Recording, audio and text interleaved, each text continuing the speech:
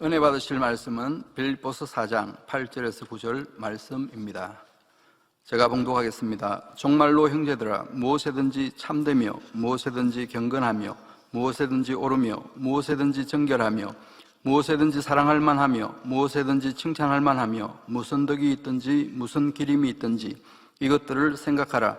너희는 내게 배우고 받고 듣고 본 바를 행하라. 그리하면 평강의 하나님이 너희와 함께 계시리라. 아멘. 영상으로 준비된 금빛 성가대의 찬양과 연주 후 당장님의 영상 설교 육체의 결려 세 번째 제아의 말씀을 들으시겠습니다. 사랑하는 성도 여러분, 전 세계 및 전국의 지계 성도 여러분, 지성전 성도 여러분, 전 세계 인터넷을 통해 예배 드리는 모든 성도 여러분, GCN 방송 시청자 여러분, 육체의 결려 세 번째 시간입니다. 자신에게서 결려된 분야를 찾아 신속하게 극복할 때 하나님의 자녀로서 더 은혜로운 모습이 될 수가 있습니다. 신속하게 믿음이 성장할 수 있고 영으로 온영으로 빨리 들어갈 수 있지요. 다시 한번 복습해 보면 사람이 보고 느끼고 행하는 단계에서 정상적으로 거쳐야 할 과정을 제대로 거치지 못함으로 인해 사람이 보편적으로 갖춰야 할 지적인 능력, 육체적인 능력이 결여되거나 정서적으로 일반인과 동떨어진 감정 상태를 갖는 것을 통틀어 육체의 결여라 했습니다. 쉽게 말해 보고 듣고 배운 지식이나 느낌, 경험, 실제 행해보는 체험 등이 부족해서 육체의 결여가 생긴다는 말입니다. 어떤 단계에서 결여가 생겼는지에 따라 지식적인 분야의 결여도 있고 정서적인 분야의 결여, 행동 능력의 결여 등 여러 분야의 육체의 결여가 생기지요. 그런데 성장하면서 거쳐야 할 과정을 제대로 거치지 못했다는 것은 필요한 단계를 건너뛰는 것만이 아닙니다. 성장 단계를 비정상적으로 거침으로써 결여가 생기는 경우도 있습니다. 이런 것을 하나하나 발견해서 버려나가야 속히 영으로 온영으로 지체 없이 들어갈 수 있지요. 만약에 저 사람은 영의 사람이다 하는데 그 영의 사람이 길을 가다가 아무 데나 침을 팍 뱉는다고 해봐요. 더군다나 가래에 침을 뱉는다. 그럼 그 사람을 보고 어떻게 영의 사람이라고 할 수가 있겠습니까? 세상 사람도 참 교양을 갖추면 그리 하지 못하는 것인데, 예를 들어서 그런 속한 이제 많은 것들이 있죠. 또 오늘은 지난 시간에 이어 육체의 결여가 만들어지는 상황들에 대해 구체적으로 사례를 들겠습니다. 따뜻한 가정에서 바른 교육을 받고 자라면 사회성이 길러지고 사랑을 주고받는 법을 자연스럽게 익힐 수 있습니다. 그러나 가정에서 사랑을 느끼지 못하거나 가정교육을 제대로 받지 못하면 결여가 생기죠. 예를 들어 가정교육은 부모를 통해 잘 받았다 해도 또 가정에서 사랑을 느끼지 못하고 자라는 경우가 있어요. 부모님이 너무 엄격해서 사랑의 결핍을 가져오기도 해요. 가정교육은 잘 받았는데 사랑의 결핍이 오기도 하죠. 그래서 가정교육도 잘하지만 가정에서 사랑을 느낄 수 있는 이런 가정이 또 되어야 하는 것이죠. 이제 예를 들어서 왜 가정교육은 잘 시켰는데 가정에서 사랑의 결핍을 느끼게 하는가? 이거는 부모가 자녀들을 그냥 자기 마음대로 하고자 하는 거예요. 부모가 원하는 마음대로, 부모가 원하는 뜻대로 해달라는 거예요. 근데 어려서는 그렇게 되지만, 초, 중, 고등학교, 되지만 이제 대학의 물을 먹고 성장하게 되면 자녀도 자기 자유의지가 있고 자기가 원하는 것이 있습니다. 부모의 속박, 부모가 원하는 대로만 따라주고 싶지는 않은 거예요. 근데 부모는 부모가 원하는 대로만 따라주기를 원하는데 자녀들은 그렇지 않다 이 말이에요. 그러니까 그 안에서 불평불만이 생기고 서로가 갈등이 생기고 아니면 엄한 교육 속에 자라기 때문에 감히 표현하지는 못하지만 마음 안에서는 끙끙 앓게 되는 거죠, 자녀들이. 부모는 또 부모의 원대로 부모의 생각들은 부모가 원하는 대로 사회적 경험을 통해 부모가 원하는 대로 자녀가 자라주면 좋을 것 같지만은 그렇게 되어지지는 않는 거라 이 말입니다. 그 부모의 욕심이죠. 부모가 자녀를 통해서 영광 받고자 한다든가 이런 욕심이 또 있어서 그렇게 또 자유를 주지 않는 속박이라는 것들이 또 생기게 되는 거고요. 이걸 자녀들은 원치 않는다 이 말입니다.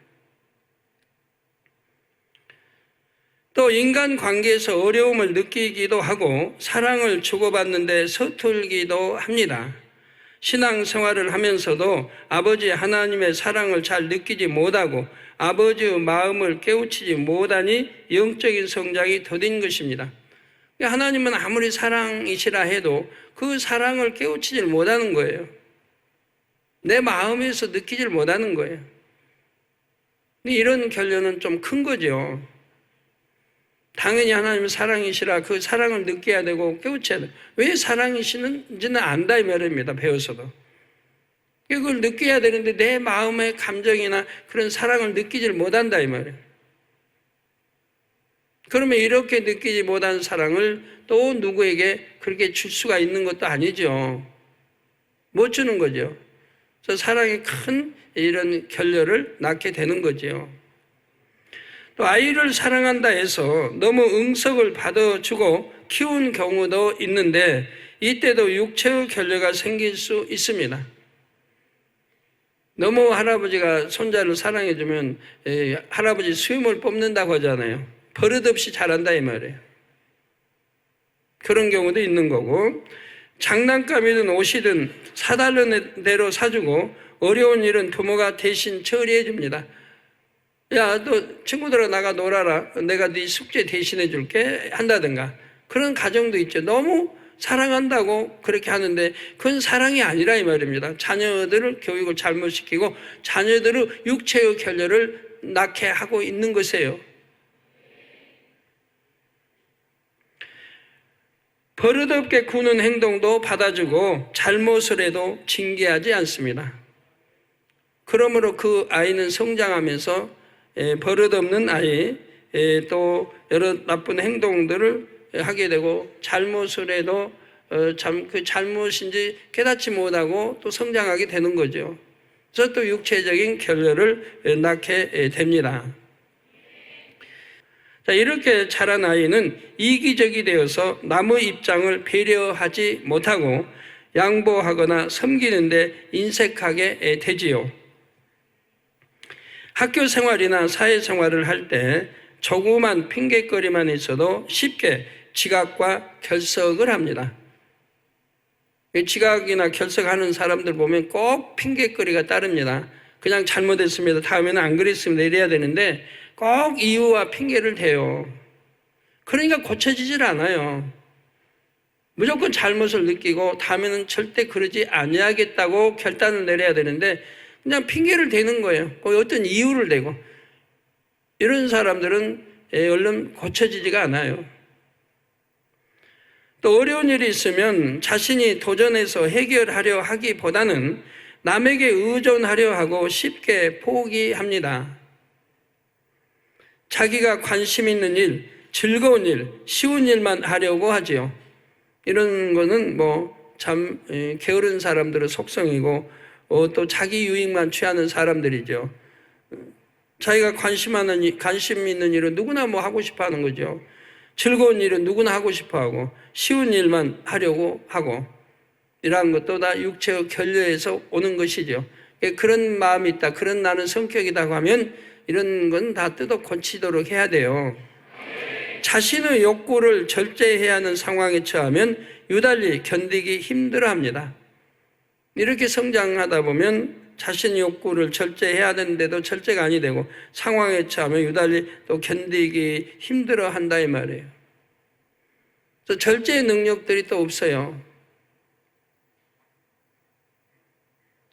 이런 사람은 신앙 안에 들어와도 변함없이 진리를 행하기가 쉽지 않습니다. 연단을 받으면 쉽게 낙심하며 육을 취하고 싶은 마음을 절제하지 못하죠.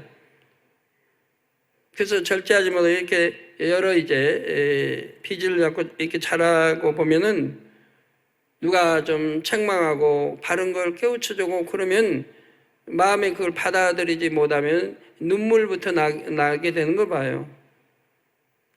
받아들여서 하면 감사해서 흐르는 눈물이 있고 서운해하고 나를 내게 대한 이렇게 지적함에 대해서 좀 서운해서 흘리는 눈물이 있는 거. 어떤 사람은 너무 감사해서 지적해주면 감사해서 흘리는 또 눈물이. 그 눈물은 같은 눈물에도 이렇게 다르거든요. 속상해서 흐르는 눈물, 너무너무 화가 나서 흐르는 눈물, 기쁘고 즐겁고 행복해서 흐르는 눈물, 감사해서 흐르는 눈물, 눈물도 종류가 다양하지 않습니까? 또 마음의 악을 버리면서 열심히 신앙생활을 한다 해도 주변 사람의 형편을 잘 살피지 못하거나 덕과 사랑으로 품지 못하는 경우가 있습니다. 어릴 때부터 사랑을 받기만 했고 자신이나 자기 가족만 생각하며 자랐기에 마음의 크기가 제한되어 버린 것입니다. 그래서 여러분들 그 육의 사랑을 깨트리라고 하는 거예요.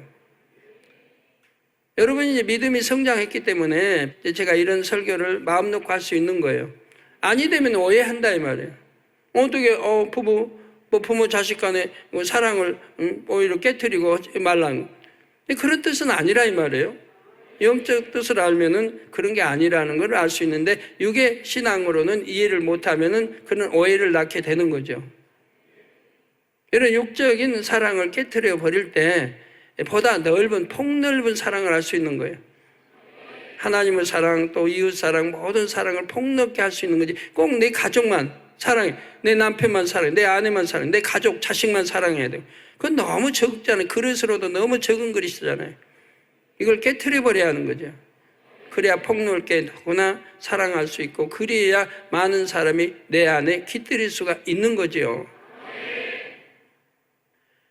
이렇게 덕과 사랑이 결여되어서 영으로 들어가는데 지체되는 경우도 있고, 성도 여러분, 발달 단계에 따라 요구되는 적절한 체험과 느낌과 행함이 없는 만큼 육체의 결여가 생긴다 했습니다. 그러나 좋은 환경에서 자라지 못했다고 해서 나는 그래서 할 수 없었던 것이구나 하며 영으로 못 들어간 것을 정당화할 수는 없습니다.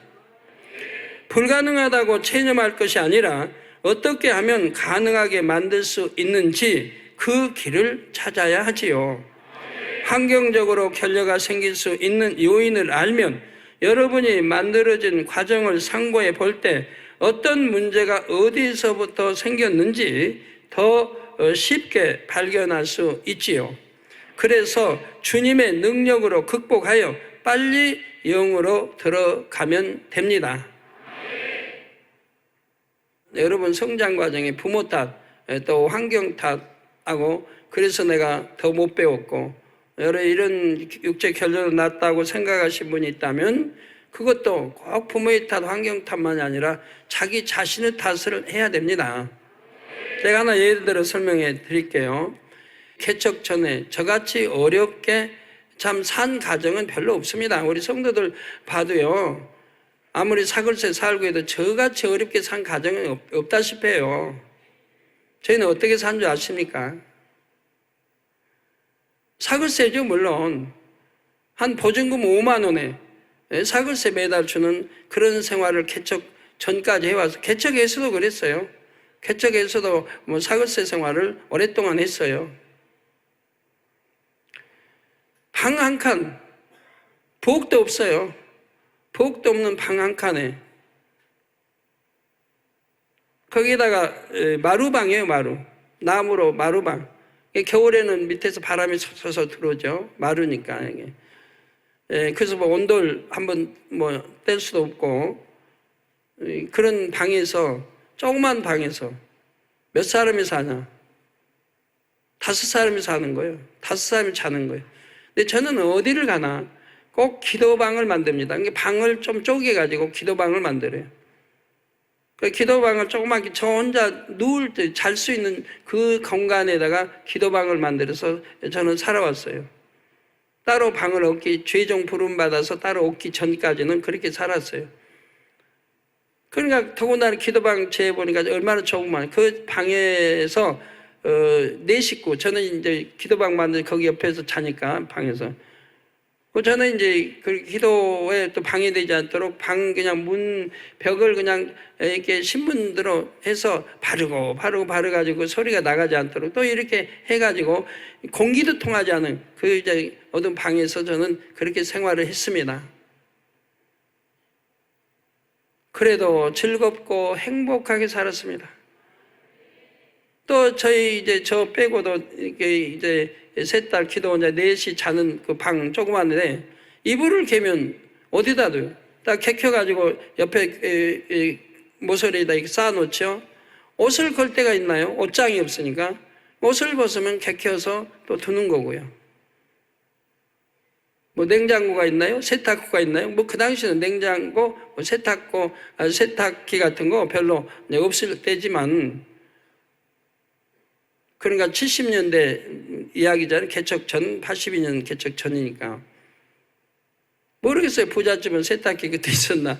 하여튼 없을 때예요. 그런 거는. 그렇지만 나 손빨래 할 때지만 뭐 화장대가 하나 있습니까?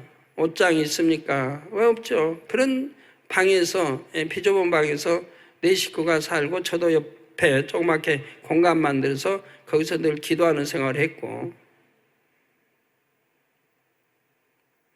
그런데도요 천국이었습니다. 너무 행복하게 살았어요. 그 자녀들이 한 번도 불평 불만 해본 일이 없어요. 또 뭐 사달라고 해본 일이 없어요. 어려서부터 성장해서 중고등부 다 이렇게 했어도 한 번도 뭐 사달라고 해본 일이 없고, 왜 부모의 그런 거 아니까 불평 불만 해본 일 없고, 그걸로 뭐 속상해 본 일 없고, 낙심해 본 일 없고. 그래서 그 이유가 뭐냐? 내 거 아니면 원하질 않아요.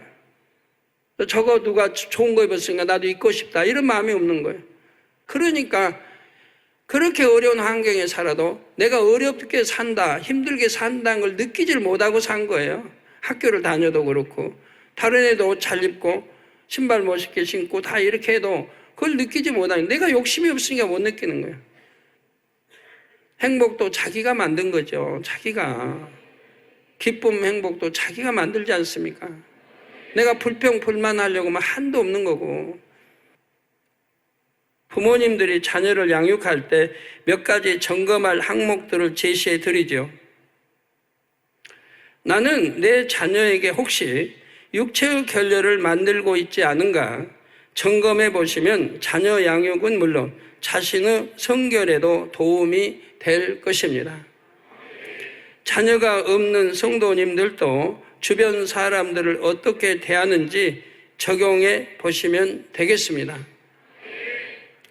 먼저 어린아이가 친구를 때렸다든지 욕을 한다든지 어떤 잘못을 저질렀을 때 부모님이 어떻게 하십니까?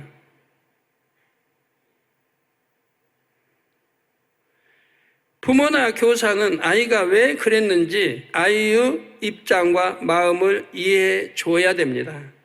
친구가 너를 화나게 해서 친구를 때렸구나. 내 마음은 알겠지만 너한테 맞은 친구가 얼마나 아팠겠니? 친구가 설령 때렸다고 해봐요.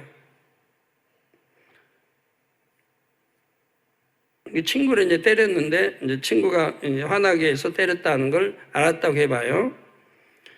그런데 내 마음은 알겠지만 너한테 맞은 친구가 얼마나 아팠겠니? 그럴 때는 때리는 것이 아니라 친구야, 그러지 마. 이렇게 말로 하는 거야. 그래야 하나님께서도 기뻐하시지. 라고 할 수 있는 거고. 자, 이런 식으로 차분하게 대화하면서 스스로 깨우치게 해줘야 됩니다. 내 행동이 옳지 않다고 하는 것을 깨우쳐 줘야 돼요. 근데 부모도 좀 악한 부모라고 하면 그나마도 그렇게 안 하죠. 너 왜 때렸니? 아, 그냥 이래서 상대 욕에 때렸어요? 아, 잘했다. 다음에 그런 거는 그렇게 또 당하면 너도 또 그렇게 해줘라. 이런 부모도 있잖아요. 뺨 한 대 맞았으면 넌 2대 때려줘라. 이런 부모도 있잖아요. 그런 부모 밑에 자란 아이는 얼마나 악하게 자라겠습니까? 선을 모르고 자라게 되죠. 네, 그래서 하나님께서 기뻐하시지 이런 식으로 차분히 대화하면서 스스로 깨우치게 해줘야 합니다. 그런데 어떤 부모는 혈기와 짜증 속에 무조건 아이를 욱박지르고 야단칩니다. 사소한 잘못을 했을 때도 그러면 지옥 간다. 그렇게 하면 하나님이 널 싫어하신다. 이런 말을 쉽게 뱉습니다. 엄마가 화났다는 것을 표현하기 위해 아이를 외면하고 대화하지 않으며 모른 척하는 경우도 있습니다. 짜증과 감정으로 아이를 대하면서도 아이가 잘못하니까 바로 잡으려고 한다고만 생각하여 자신의 악을 깨닫지 못하는 경우도 많지요. 사랑의 하나님을 느끼게 해주고 더 잘하려는 마음을 심어줘야 하는데 오히려 무서운 하나님, 외면하시는 하나님으로 느끼게 만들어서 하나님과 교회에서 멀어지게 만듭니다. 어린 아직 철부지 잘 이해하지 못하고 하는 그런 아이들이 그렇게 가르치면 하나님은 싫어지고 더 멀어지고 교회에도 싫어지고 멀어지는 거예요. 무슨 하나님으로 입력을 시키려고 한단 말이에요. 잘못하면 훈도에서 잘못을 깨우쳐주고 가르쳐줘야 하는데 너 그러면 지옥 간다. 이 지옥 간다 말을 함부로 뱉어서는 안 된다 이 말이에요. 너 이렇게 행동하면 이렇게 행동해야 너 좋은 천국 가지. 그냥 좋은 말로 해주면 되잖아요. 하나님을 좋게 심어줘야죠. 무조건 두렵고 무섭게 만들고 지옥 간다라고 이렇게 표현해주면 안 된다 이 말이에요. 근데 어떤 경우는 무섭게 표현해야 할 경우도 있습니다. 무섭게 너 지옥 간다라고 표현해 줘야 할 것도 있다 이 말입니다. 그런 경우는 뭐겠습니까? 제가 늘 단어에 설명하잖아요. 죄를 지으면 그 죄는 지옥을 간다 이 말입니다. 그런 죄를 지으면 지옥을 간다. 이런 거는 부드럽게 할 수가 없어요. 왜? 죄를 지음으로 그는 지옥을 갈 그런 자녀인데 부드럽게 가르쳐서는 안 돼요. 그런 너 죄를 지으면 그건 지옥 간다. 이거 분명하게 가르쳐 줘야 돼요. 그래서 지옥 가지 않도록 그런 죄는 짓지 않도록 이렇게 해줘야 그게 또 사랑이라 이 말이에요. 어떤 경우는 무조건 지옥 간다 해도 안 되고 지옥 가지 않을 죄를 지었는데도 지옥 간다 하면 되겠어요? 누구 좀 때렸다. 너 그렇게 때리면 너 그래 아까 누구 때리면 너 지옥 간다. 그럼 거짓말하는 거 아니에요 부모가? 왜? 때렸다고 지옥 가는 거 아니잖아요. 회개하고 돌이키면 되고 안 때리는 그런 자녀로 만들면 되지 무조건 지옥 가는 거 아니잖아요. 이 사망 이런 죄가 아니었을 때 함부로 지옥 간다고 표현해서는 안 되고 지옥까지를 했을 때 지옥 간다고 가르쳐 줘야 되는 거고 그래서 지옥 가는 행동을 안 하게 해줘야 되고 무조건 지옥 간다고 무서운 하나님으로 입력시켜서는 아니 된다 이 말입니다. 에베소서 6장 4절에 또 아비들아 너희 자녀를 노엽게 하지 말고 오직 주의 교양과 훈계로 양육하라 했습니다. 자기 마음과 형편을 알아주지 않고 이업하고 정죄하는 부모를 볼 때 아이가 어떤 마음을 갖겠습니까? 잘못을 저지르면 일단 위축되어 거짓말을 해서라도 숨기고 변명하려 합니다.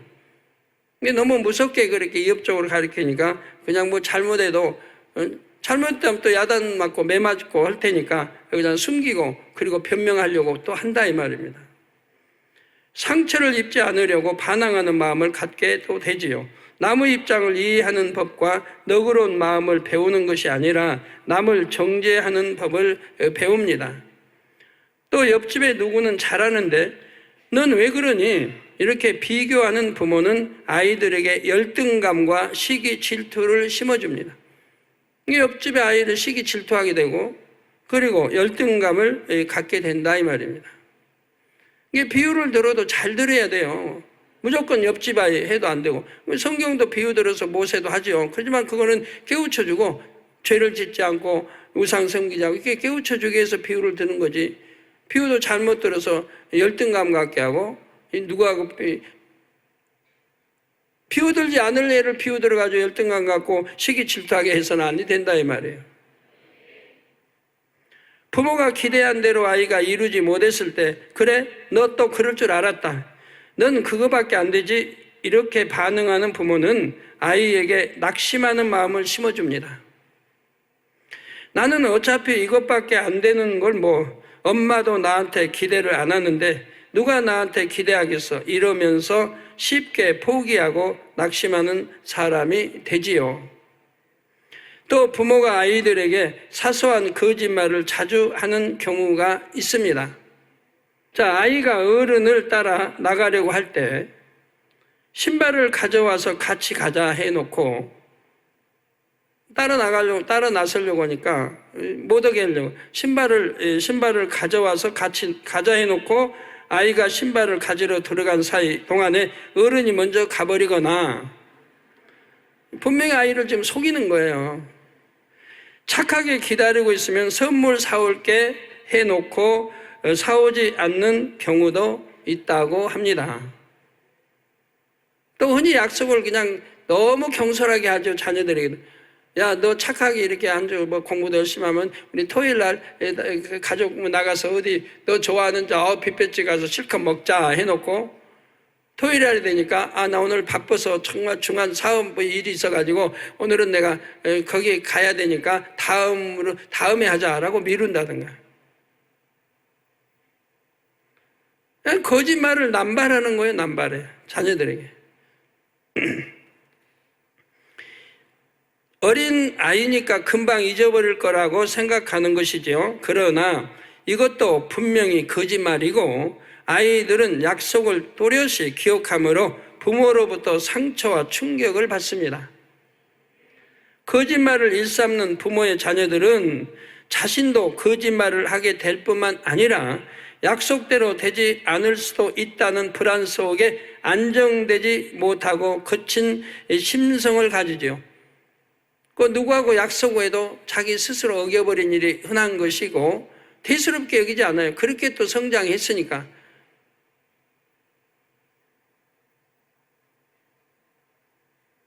그 누구를 믿지 못하는 이런 성격이 또 되는 것이고요. 믿을 수 있을 때는 믿어야 되는데 또 믿지 못하는 그런 성격이 돼버린다 이 말이에요. 부모도 못 믿는데 누구를 믿겠습니까?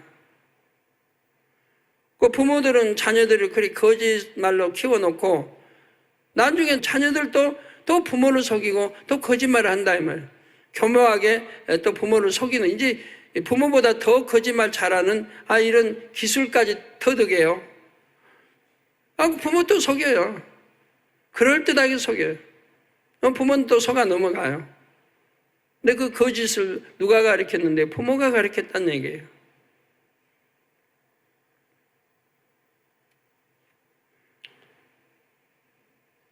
부모에게 자녀도 거짓말했을 때 양심의 가책을 느끼고 내가 왜 부모님께 속였나 거짓말했나 다시는 그러면 아니 되겠다 하고 금식할 마음도 생기고 이런 자녀여야 되는데 거짓말하고도 예사예요 그냥.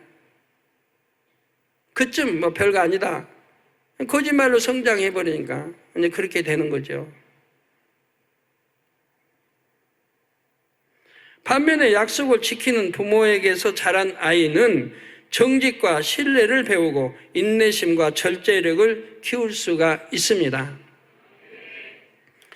참 정직하다, 신뢰할 수 있다. 이 사회생활에 꼭 필요한 것이고 가정에서나 어디에서나 꼭 필요한 것입니다. 더군다나 교회 안에서 또 목자와의 양떼의 관계에서는 하나님과 사이는 더구나 말할 거 없고요. 하나님 앞에 거짓, 정직치 못한 거, 이건 하나님 앞에 절대 신뢰받을 수가 없는 거죠. 그리고 하나님이 신뢰하지 않으신데 내가 기도한들 그 응답이 쉽게 오겠습니까? 왜? 거짓말 기도인데 신뢰할 수 있는 그런 기도가 아닌데 사람이 급할 때는 그냥 다 달아요. 급할 때는 아버지 나 이거 응답해 주시면 나 이렇게 하고 충성도 하고 이렇게 하는데 하나님 보실 때 신뢰가 안 돼 있으니까 너 거짓말 기도하는구나 해요. 응답해 줘봐요. 그렇게 하는가? 하는 척 하다가 세월이 지나면 또 변개해버리지. 이 신뢰 못한다 이 말이에요.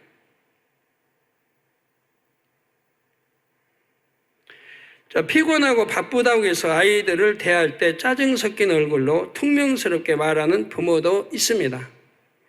자기 기분이 좋을 때는 너무 잘해주다가 기분 나쁠 때는 사소한 일에 짜증을 내고 아이에게 화풀이를 하는 부모도 있지요. 그러면 그렇게 부모는 해서 시원할지는 몰라도 물론 시원할 리가 없어요. 또 지나고 나면 후회하죠. 내가 왜 그런 말을 했나. 근데 그 말 한마디에 자녀는 큰 상처를 받는다는 얘기예요. 큰 상처를. 예, 그래서 이런 이제 부모 밑에서 자란 아이는 내가 사랑받지 못하는 존재구나 하고 자신을 소중하게 여기지 못하게 됩니다. 부모의 짜증과 혈기를 따라 하기도 하고요. 또 부모님들이 예배나 기도에 집중하기 위해 자녀들을 성전 마당에 방치하는 것도 자녀들의 결렬을 만듭니다. 어릴 때부터 부모가 본이 되어 예배나 기도할 때의 자세를 가르치고 하나님의 전을 귀하게 여기는 마음 자세를 가르쳐야 하지요. 그러지 않고 아이들을 방치해두면 성전 마당에서 뛰어다니다가 장난치고 자칫하면 다투기도 합니다. 그러다 보니 많은 시간을 성전에서 지냈는데도 성전을 귀히 여기는 마음과 예배나 기도의 중요성을 배우지를 못합니다. 성장에서도 바르게 신앙생활을 할 줄을 모르지요. 심할 때는 성전 안에서 범죄하는 경우까지 생깁니다. 아무리 주일학교에서 진리를 가르친다 해도 부모님들이 관심을 가지지 않고 아이들에게 진리로 양육하지 않으면 무슨 소용이 있겠습니까? 아이는 어른의 거울이라는 말도 있죠. 우리 아이는 왜 저러는지 모르겠다 할 때도 대부분의 원인은 부모 자신에게 있습니다. 내가 어떻게 변화되어야 자녀를 진리로 양육할 수 있을지 기도해 보시면 답이 나올 것입니다. 그러면 말씀을 들어보니 내 경우와 같구나.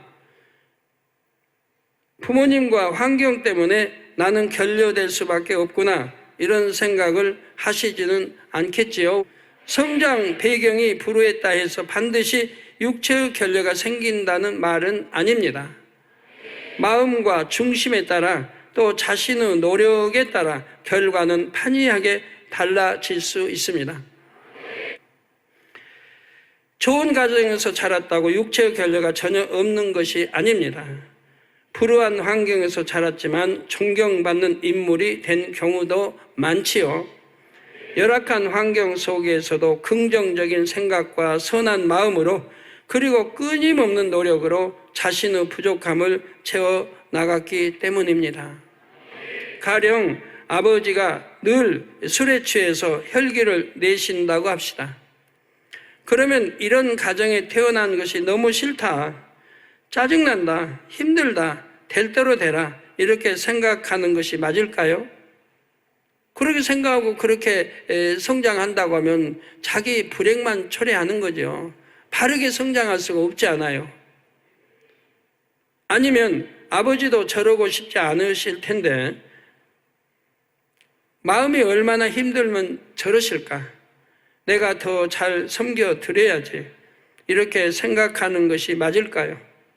아버지를 이해하고 오히려 그런 환경에서도 그런 부모의 그런 걸 보면서도 잘 섬겨 드리려고 하는 이런 마음이 얼마나 고와요.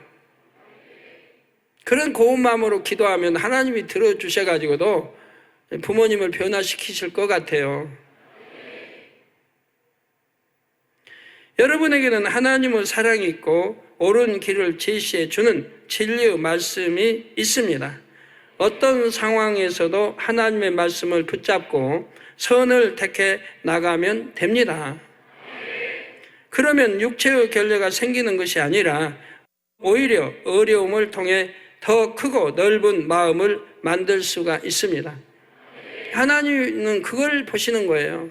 어떤 시험을 환난을 줘도 그걸 통해서 더 큰 그릇을 만들고 더 큰 장수를 만들기 위해서 그런 거 허락하시는 거예요.